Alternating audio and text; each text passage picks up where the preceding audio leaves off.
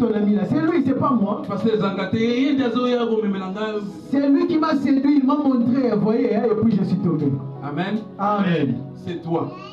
Parce que tu as accepté. Tu as une part de responsabilité. Ah, vous en avez été, il y a responsabilité. Dieu va le punir, oui, pour sa responsabilité, mais toi aussi pour ta responsabilité d'avoir accepté. Il y a coupé ça une balonnaie pour n'a pas de responsabilité. Il y a pas coupé ça une balonnaie pour y poser la carte à Makambo. David demandait pardon, Seigneur, pardonne-moi pour avoir passé sur le chemin des gens qui péchaient. Aïe, Daoud a dit que c'est un ensemble bolimi si pour kaka les gars qui n'enzelé à batu oh baza basumu. Tant que vous êtes dans taxi au yo qui va fingani écoutez na matin na yo, ce que vous êtes na oya na église senga bolimi na yo kaki makambo ama. Tant que vous na moto ko yo qui va baza makambo ya mabe tout kishi yo tant que l'église senga bolimi c'est pas ya. La Bible dit même que celui qui dit qu'il n'a pas péché ça est menteur et de Dieu. Ma connaît le moto azo ba ita sumu kité azalo kuta kanizambe pe le kuta. Na kopé ça yo image.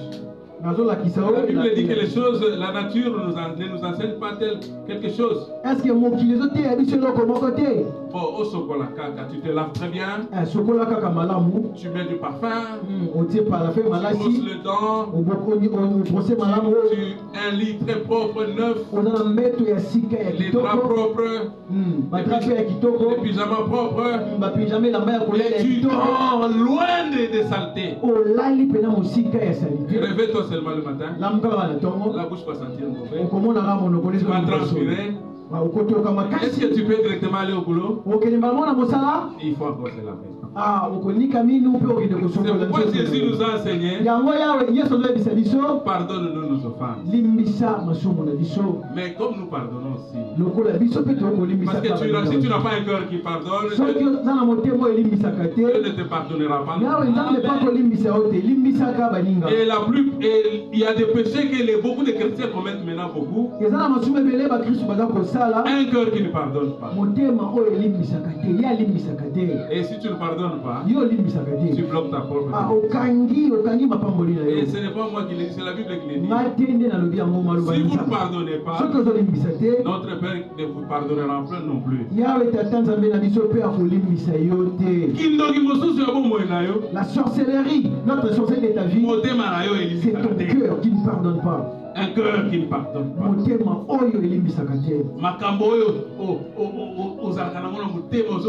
Les problèmes que tu as toujours gardés dans ton cœur, c'est toi qui l'avais tué. Parce que tu n'avais pas pardonné. Amen. Amen. Alors, j'aimerais continuer. La deuxième chose, quand tu es dans la présence de Dieu, c'est la foi. Bon, j'aimerais lire un verset. On va y arriver. Et c'est le verset Hébreu 11. Verset 1. Verset 1. Et, or la foi est une ferme assurance, une démonstration des choses qu'on espère, et une assurance des choses qu'on espère et une démonstration des choses qu'on ne voit pas. Nous sommes tellement convaincus que Dieu existe, mais nous ne l'avons jamais vu. C'est ça la foi. On démontre sa présence. Et même si on donne des images et des preuves pour dire qu'il n'existe pas, tu n'accepteras pas.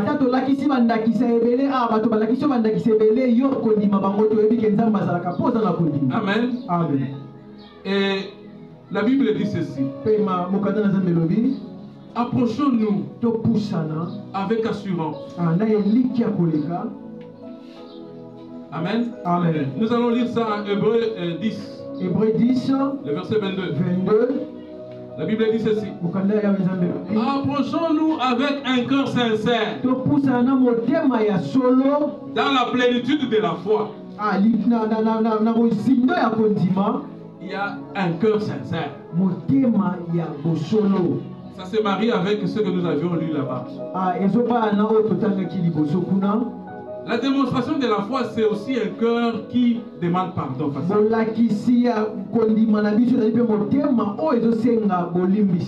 dans ta pensée, le diable te condamne.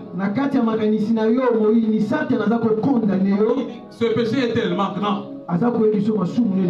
on ne te pardonnera pas. Mais fais comme l'enfant prodigue.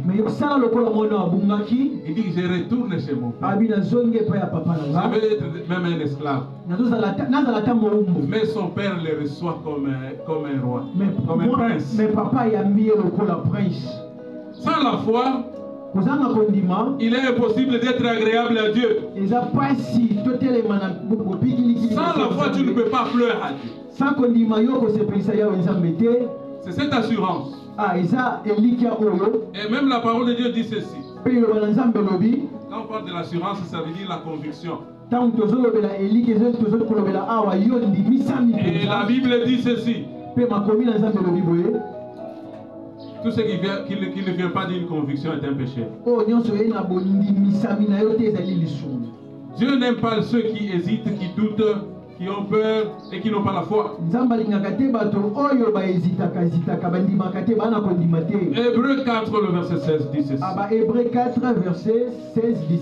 Approchons-nous donc avec assurance. Approchons-nous donc avec assurance au trône de grâce pour obtenir miséricorde et trouver grâce afin d'obtenir miséricorde et trouver grâce pour être secouru dans nos besoins.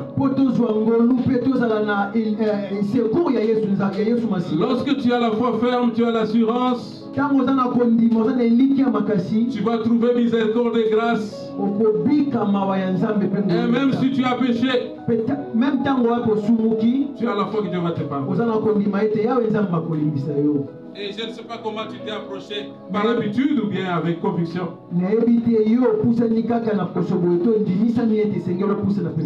Les ennemis de la foi, c'est les doutes. Et la Bible dit ceci. Celui qui doute est semblable au flot de la mer, agité par le vent de côté et d'autre. Et qu'une telle personne ne s'imagine pas qu'il recevra quelque chose quand il Et l'autre ennemi de la foi, c'est la peur. Et vous savez, Pierre s'enfonçait. Il était en face de l'immensité de la grandeur. Jésus en personne sur la mer marchait. En face de Jésus, il commence à trembler. Au lieu de regarder à Jésus, il commence à regarder la grandeur de fleuve. Tu es dans la présence de Dieu, les autres sont guéris, mais toi tu t'enfonces parce que tu regardes la grandeur de ton problème, tu ne fixes pas tes yeux de foi sur toi.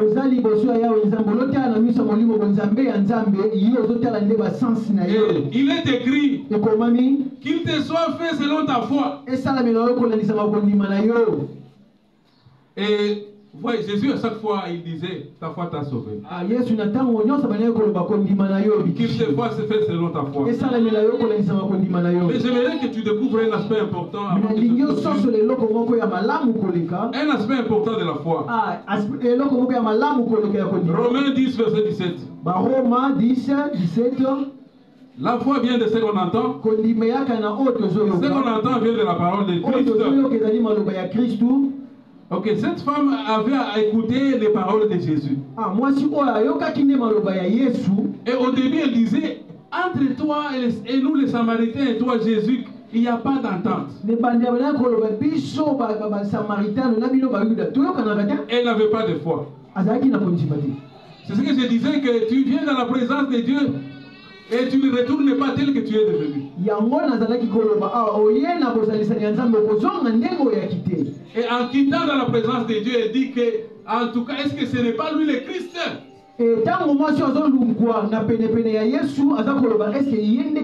N'écoute pas n'importe quoi. Tout ce qui entre dans ta tête, ça influence ta foi. Écoute la parole de Dieu. mais en pratique la parole de Dieu. La foi vient de la parole de Dieu. Amen. Amen. Et la Bible dit que tout ce qui est pur soit l'objet de tes pensées.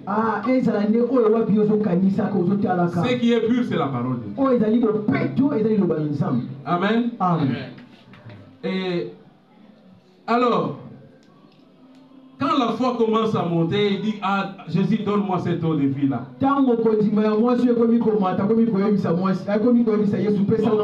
chutons maintenant. J'aimerais aussi ajouter rapidement un autre aspect que tu dois démontrer quand tu es dans la présence de Dieu. Dans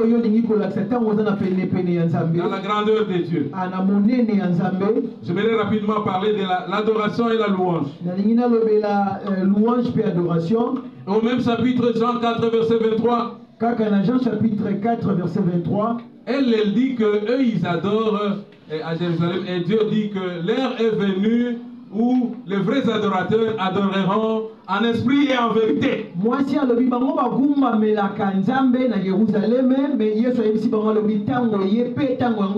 Une vraie adoration, c'est un respect profond. Une révérence au Créateur.